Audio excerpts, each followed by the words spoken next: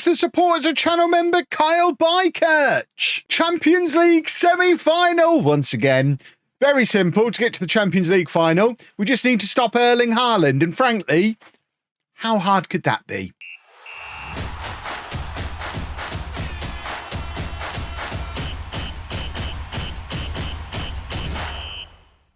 Hello and welcome to Club 3, part 29 of Non-League to Legend. I'm Kev, and coming up on today's episode, we have both legs.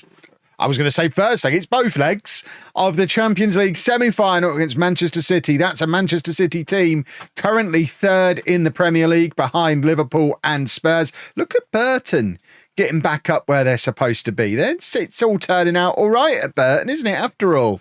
But they are a little bit better than Burton, and we've got to beat them. But in other exciting news, we've continued winning in the Bundesliga, and Bayern Munich have dropped points. So with 3 games to go, we now have a 2-point advantage again over Bayern, and fingers crossed we'll be able to secure our 3rd consecutive Bundesliga. But that's not even the priority. The priority is the Champions League. Let's go beat Manchester City. We're at home in the first leg, and this is the team. It's Antonio Carlos in goal, a back four of Gray, Suarez, Caldere, and Ferreira. Van Eijsma at the base of the midfield. Bellingham and Ruiz ahead of him. Hiskey on the left. Herrera on the right. Big Kev up front. It's Big Kev versus Big Erling. Who's gonna come out on top over 2 legs? Hopefully, not Erling. Hopefully, Kev. We don't want. Oh, I'm really quite afraid. We haven't played Manchester City for a few years. Look at that midfield: Gavi, Simons, and Camavinga. All right then, fair enough. I guess maybe they're old. They're probably quite old by now, but still, goodness me, still got Rico Lewis, still got Gvardiol as well. Rodrigo presumably is your fella off of Real Madrid, unless there's a different Rodrigo who's appeared. But yeah, that's some midfield 3, isn't it? It's Big Kev to take a long throw, finds Suarez, who gets it back again from Big Kev, crosses over to Gray. Of course, Gray, I was going to say former Real Madrid player. It doesn't matter. We're not playing Real Madrid. But I still had Rodrigo in the brain.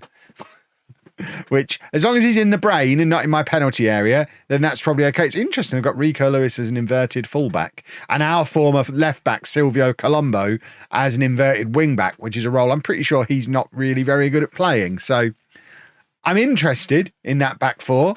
But at half time, 0-0. This is our home leg. We really do need to come away from this match with a lead to take back to Manchester, and we're going to have to do it without Emil Hiskey, of course, the star of the previous round, getting those couple of goals against Inter, which allowed us to get to this point, and he now comes off. Ilunga is going to come on to replace him, which that substitution is kind of the kiss of death for Cespedes. I think we spent a lot of money on him last summer.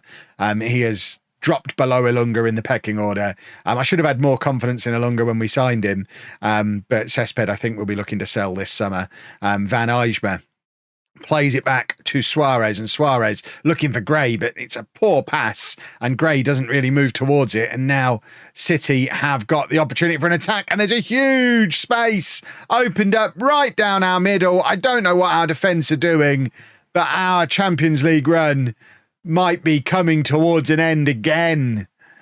Oh my word. They had a man over all the way through. Haaland gets the ball there, and we're afraid of him. So Caldere charges forward to mark Haaland, while Xavi Simons is going the opposite direction, and we were just powerless. It was some excellent positional rotation from Manchester City. So despite Haaland not scoring, he scared our defenders enough to create space for somebody else. We are going to bring on Cespedes now and drop Ilunga back into the midfield. And I think we're going to bring on Conor Egan as well, who has been in great form. He's probably the form striker at the club, probably ahead of Big Kev. As much as I like Big Kev as my big game striker, I think Egan probably is the man who's earned game time more so than Big Kev recently. Bellingham's now tired, so Ayadeli's going to come on for him. Gray is tired, so we'll bring on Garcia for him. In fact, no, we won't. We're going to bring on Fontanils, because Fontanils can just carry on being a more attacking fullback. We don't want to be dropping back to a back 3 in this situation. We could really use an equaliser, boys. It is a corner. It's going to be Herrera to hit the in-swinger, looking for the far post. Suarez got there, but wasn't able to hit the target. Former Manchester United youngster as well, of course, so he'll have extra reason to want to put City in their place, but didn't have the opportunity. I mean, he did have the opportunity, he just didn't capitalise on it just then. Right, Antonio Carlos, another former Manchester United player, of course, who will want to one-up City. Ayadeli playing it all the way back to Carlos again, and now Suarez.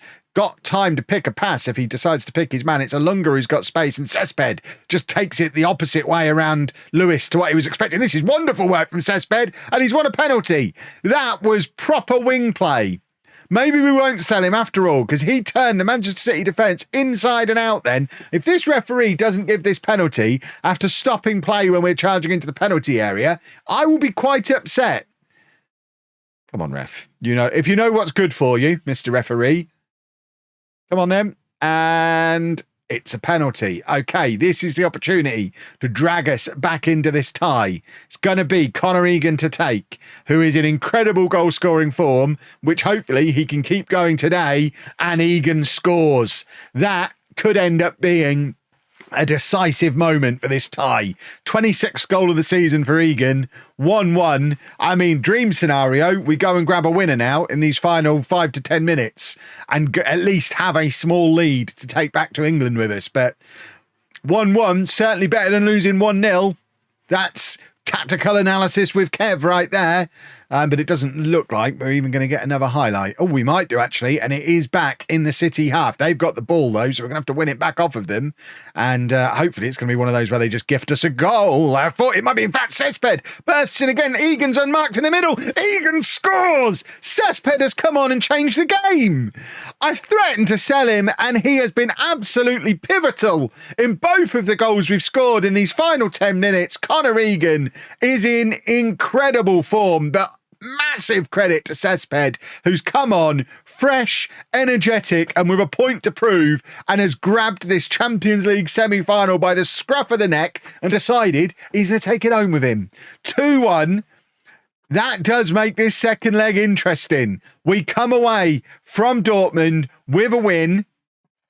We've just got to not lose in Manchester now, which is a lot easier than going there and trying to win. So another win in the league, beating Mainz, Bayern Munich, of course, winning again as well. 2 games to go. We're 2 points clear of them. So fingers crossed, although we do play Leipzig next, which is going to be quite the challenge for us. But I think we kick off. We're playing the day before Bayern. That seems unfair. They're away against Hamburg, so that's hopefully going to be a tricky game for them as well. But we're all about this second leg. We are making a change. Cespedes came on, changed the match. He's got to start. I mean, Emil Hiskey has helped with the decision because he's sprained his knee ligaments and misses the next 2 to 5 weeks. Probably before that first leg, Ilunga would have come in here. As it is, Cespedes comes in on the left-hand side. Gray is also fit to... no, he was suspended. Was it the last game he was suspended or the previous round? These playing games in between the video ones, goodness me, it confuses my tiny little brain. The one tough decision, Big Kev or Connor Egan up front. Big Kev was brilliant in our last league game. I really like bringing Egan on with 20 minutes to go and just having his pace absolutely ruin the opposition. I also think having Big Kev's leadership on the pitch is going to be helpful as well. So Big Kev gets the nod to start. If we get another match-winning performance from Egan off the bench, though, he might be making decisions difficult for a final if we are to get to it. I guess if he has a match-winning performance, there is then a final in our future. But 2-1 up from the first leg, but now back in Manchester. Let's just not lose. That's all it is. Just don't lose. And we've got another Champions League final. It'll be our second Champions League final of our almost 4 years here at Bayern Munich. And I'd quite like to win this one. Please and thank you. We were so close 6 months into my reign at Bayern, at Dortmund, sorry. Did I say Bayern before? But we were so close after just 6 months to winning everything and ending the series. Here we are 3 seasons later, and it might still be about to all fall apart again because Haaland, I think, has won a penalty here, although he sat outside of the penalty area. It's Suarez who's clattered him. I mean, if he's managed to avoid the penalty and injure Haaland, this could be the perfect scenario. It's not a penalty. Is Haaland injured? Because that could be huge for us. That's how you break him. Suarez has just absolutely kicked through him and hopefully snapped him in half. He's staying on the pitch and he looks like he's fully fit as well. So he needs to kick him a little harder next time. Although he's now on a yellow card, so it's now somebody else's job. Both Gray and Suarez on yellow cards, who I think are on the side where Haaland was occupying there. So Calderi's going to have to come across and give him a kick in now, just to try and keep him quiet. And then I guess we'll have to make some substitutions to let someone else stick the boot in. Ruiz has got there ahead of the Man City defensive midfielder, but couldn't skin his last man, although Gray keeps the ball in. Lovely work from Gray. And now Cessped, who caused them all kinds of problems in that first leg, has done it again. Herrera's hit the post. Oh, my word. If we could go ahead in this away leg, that would be a very nice start to the match. That's for sure. But Cessped, they just don't seem to be able to cope with him. He has not played like this at any other point since he's been at the club. But he, I guess it's just their lack of playing with proper fullbacks. And Cessped's having a field day against them. We just got two proper wingers against their fancy fullback setup, and we're wrecking them with it. But they are playing the ball out of defence here. This is where the fancy fullback setup has its advantages, and it is Gavi who's gone wide, and Gray's going to have to try and deal with him. Gray on a yellow card is a little bit of a worry. They enter the penalty area, and they have scored there. I'm hoping there's a linesman's flag. There isn't. I think that's just gone straight in. So that's 1-0 on the night, 2-2 on aggregate, and very much in the danger zone. And it all comes from Gavi just stepping out of position, drifting wide, dragging players with him, which then leaves their winger in all that space. It's all Gavi, that goal. And, yeah, that wasn't ideal. It's very tight, isn't it, this one? However, we have got a long throw just on the stroke of half-time. It's going to be Big Kev to deliver it. Herrera and Cessped scored. It kind of bobbled around in the area. And, this entire semi-final, it's a hero-making moment. It's his 10th goal of the season. He's not played poorly. But he's not played like this in a Dortmund shirt ever. He is loving life against Manchester City. 1-1. Forget any plans to sell Cessped in the summer. He sticks around. He's a hero, and he has been the best player on the pitch for every minute that he's played across these two matches against Manchester City. Emil Hiskey is going to be a little bit worried watching what's going on in his absence, because somebody might be in the process of taking his position from him. It is City on the attack again, and they've scored again. 2-1 on the night, 3-3 on aggregate. Still a lot of work to do. Oh, my word, this is horrible. Right, we just need to do another equaliser. That's all it is. Equalisers. We don't need to win. We just need to keep equalising every time they score. Ideally, at some point, we'll stop them from constantly scoring. But in the meantime, let's just keep equalising. We're offering some encouragement again. Don't want to demand more, even though we're losing on the night, because we're drawing on aggregate. And I think that's how the players see it. They see it as a draw currently. They look at the overall score across the tie. Herrera's tiring. Bringing Egan on is a shout. I don't know if it's a good shout. I think I'm probably going to bring Egan on up front. So we'll bring Oliveira on the right-hand side. Colin Gray's on a yellow card and not having a nice day. So he's going to come on at the back, and we are going to bring on Connor Egan up front for the last 20 minutes, because I love having Connor Egan on the pitch for the last 20 minutes. Well, of course, as it stands, there's extra time in our future as well. Right, it is City on the attack again. Just kick him. Kick him before he walks into the area. Oh, my word. That took a deflection as well. Luckily, we've got the best goalkeeper in the world, and he had it covered. But, this is reminding me a lot of when we got knocked out of the Champions League last year. It was so tight until very late in the second leg, and then we got that sucker punch late on. And I am worried that it's coming. We're going to take off Ferreira, and we're actually going to put Suarez as the libero. We're going to have the two wing-backs cutting in and have Suarez moving forward. Bellingham is tired. Ayadeli comes on for him. That's our captain and vice-captain off the pitch now with Bellingham and Big Kev, which could be problematic when we need leaders at this stage of the game. But we've got a free kick here, and it's Connor Egan. Stick it there, and let's go to the final. Connor Egan. Please, Connor. He can't keep it down under the crossbar. That would have been quite the moment. I'd have been quite worried about breaking my desk with the celebration if that had gone in, but it looks like we are heading towards extra time, although we've got another free kick here, Ruiz, and it's nodded clear, but only as far as Cessped. Can he make himself the hero of all heroes? He can't. He lays it off to Iadeli. Iadeli back to Szykowski. Ruiz nods it across to Egan, and it's a fantastic save. I mean, that's Connor Egan, point blank range, and the goalkeeper, I mean, it was straight at him, but he does make the save. It's going to be extra time. I do not need this. My poor blood pressure.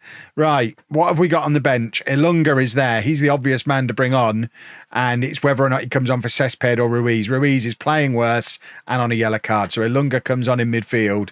Cessped gets to play the full 120 if he can keep his energy up. I mean, he's shattered. He's barely played 90 minutes all year. Now he's got to do extra time as well.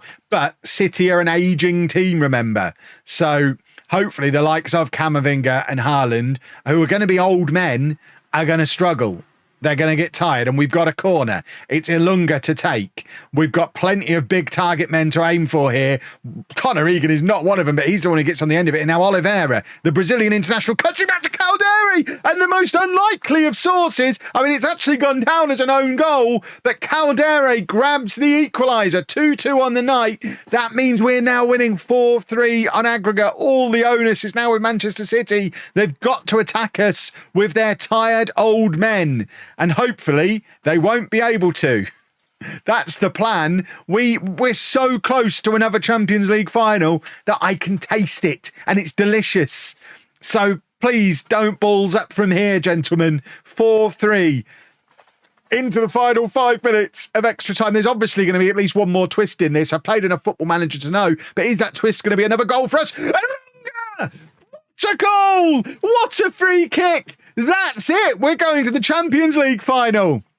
That young player, I was so worried about bringing in that I spent £70 million to bring in Cessped as well to cover for him. He doesn't need it. I said when he arrived, he was a Carrier new gen. Carrier never did that. It's 5-3 on aggregate. We've come to Manchester City and beaten them on their own turf. 3-2 on the night. 5-3 on aggregate. We have a Champions League final. I don't know who we're playing. Who on earth are we playing? Champions League final. Oh my word, it's against Spurs. What a way to end the series this could be, because we've got 2 games left in the Bundesliga, a cup final, and Spurs in the Champions League final. If we win the next 4 matches, non-league to legend, this year is done. If you've enjoyed that, please make sure you leave a nice big thumbs up on there for me. Subscribe to the channel for daily Football Manager videos. And thank you very much for watching.